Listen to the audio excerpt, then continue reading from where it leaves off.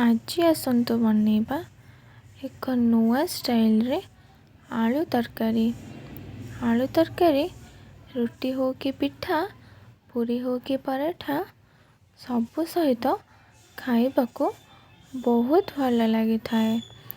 ମୁଁ ଆଳୁ ସବୁକୁ ପ୍ରଥମେ ସିଝେଇକି ରଖିଦେଇଥିଲି। କଡ଼େଇରେ ତେଲ ଗରମ କରି ଆଳୁ ସବୁକୁ ପକାଇ ଭଲସେ ଭାଜିଲି। ଆଳୁ ସବୁକୁ ଭାଜି ସାରିବା ପରେ ଗୋଟେ ଜାଗାକୁ ବାହାର କରିଦେଲି। ଆଳୁ ସବୁକୁ ବାହାର କରିସାରିବା ପରେ କଡ଼େଇରେ ଆଉ କିଛି ତେଲ ମିଶାଇଲି। ତେଲ ମିଶାଇ ସେଥିରେ କିଛି ଗୋଟା ମସଲା ଆଉ ପଞ୍ଚ ଫୁଟଣ ପକାଇ ଫୁଟଣ ଫୁଟିବା ପରେ କଟା ପିଆଜ ପକାଇଲି। ପିଆଜର କଲର୍ ଚେଞ୍ଜ ହେବା ଯାଏଁ ପିଆଜକୁ ଭାଜିଲି। ପିଆଜକୁ ଆଉ ବେଶୀ ଭାଜିବେନି, କଲର୍ ଚେଞ୍ଜ ହେବା ଯାଏଁ ଭାଜିବେ। ପିଆଜ ଭାଜି ସାରିବା ପରେ ସେଥିରେ ତେଜପତ୍ର ଆଉ ଛେଚା ଅଦା ପକାଇଲି। ପକାଇ ଭଲସେ ଗୋଳେଇଲି। ତାପରେ ସେଥିରେ ଲୁଣ ଆଉ ହଳଦୀ, କାଶ୍ମୀର ଲଙ୍କାଗୁଣ୍ଡ, ଜିରା ପାଉଡ଼ର, କରି ପାଉଡ଼ର, ଲଙ୍କାଗୁଣ୍ଡ ପକାଇ ଭଲସେ ଗୋଳେଇଲି। ଗୋଳେଇ ସାରିବା ପରେ ସେଥିରେ ଟମାଟୋ ପକାଇଲି। ଟମାଟୋ ପକାଇ ଭଲସେ ଗୋଳେଇଲି।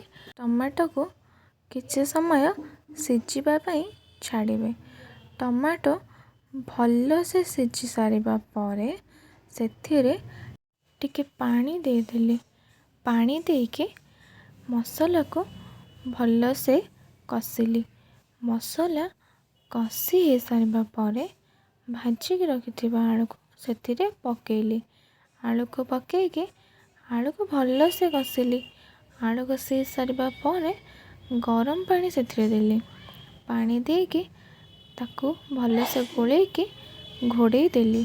ଘୋଡ଼େଇ ଦେଇ ପାଣିକୁ ଫୁଟିବା ପାଇଁ କିଛି ସମୟ ଛାଡ଼ିଦେଲି।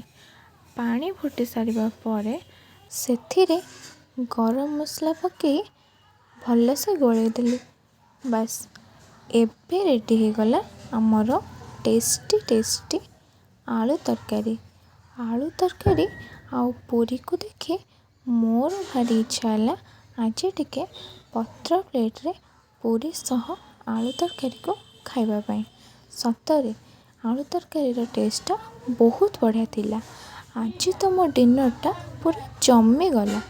ଆପଣମାନଙ୍କୁ ଯଦି ଏହି ରେସିପିଟା ଭଲ ଲାଗିଥାଏ ତାହେଲେ ଲାଇକ୍, ସେୟାର, ସବସ୍କ୍ରାଇବ୍ କରିଦେବେ।